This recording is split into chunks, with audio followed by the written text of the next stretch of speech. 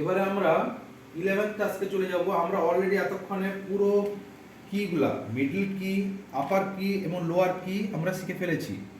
এবারে আমাদের কিছু ওয়ার্ডকে টাইপ করে করে মুখস্থ করতে হবে। বড় বড় খুব ওয়ার্ড নেব, যাতে ম্যাক্সিমাম লেটার যাতে ইউজ হয়েছে সেরকম আমরা নেব। যেমন ধরো এক্সচেঞ্জেবিলিটি, তাহলে আমাদের সেটা খুঁজতে হবে। দেখো ই কোথায় আছে না, ই। তারপরে কি আছে, এক্সচেঞ্জেবল, এক্স, এক্স নিচের দিকে এক্স। তারপরে C, H, A, N, G, E, A, B, I, L, I, T, Y, exchangeability. তাহলে এই যে শব্দটাকে আমরা শুধু এক্সচেঞ্জেবিলিটিতে ধরে রাখো, 100 বার আমরা লিখবো। এক্সচেঞ্জেবিলিটি, এক্সচেঞ্জেবিলিটি 100 বার খানি লিখে যাবো। এক্সচেঞ্জেবিলিটি এরকম স্লোলি করবো, কিন্তু নিখুঁত করবো। তাড়াতাড়ি কিন্তু করবোই না, যেন একদম নিখুঁত হয়।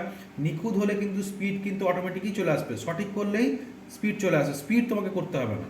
তাহলে এক্সচেঞ্জেবিলিটি লিখি, E X C H A N G E A B I L I T Y, এক্সচেঞ্জেবিলিটি।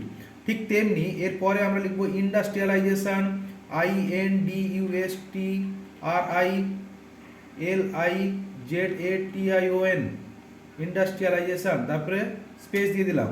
তারপরে হবে কি acknowledgement, A C K N O W L E D G E M E N T, acknowledgement.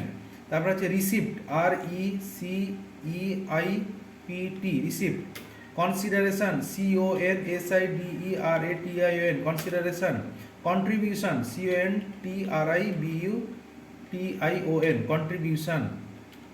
তাহলে এই শব্দগুলা এক একটা শব্দকে ধরবো, 100 বার করে করব। হ্যাঁ, হয়ে গেলে যদি দেখি যে আমি না দেখে করতে পারছি শব্দটাকে, তাহলে ভালো। যদি না হয় আবার এক্সচেঞ্জেবিলিটিকে আমরা 100 বার টাইপ করব। যদি দেখছি না দেখে এক্সচেঞ্জেবিলিটি টাইপ করতে পারছি, তাহলে আমরা নেক্সটটাতে যাব। যদি দেখি না হচ্ছে না, তাহলে আবার সেটাকে রিপিট করব। এইভাবে করার পরে পুরো যত এই যে 5টা 1 2 3 4 5 6টি শব্দ পরপর করে যাব। মানে exchangeability, industrialization, acknowledgement, receipt, consideration, contribution একবার লিখে যাবো, আবার ফিরে আসবো। এইভাবেই করতে থাকবো। ঠিক আছে।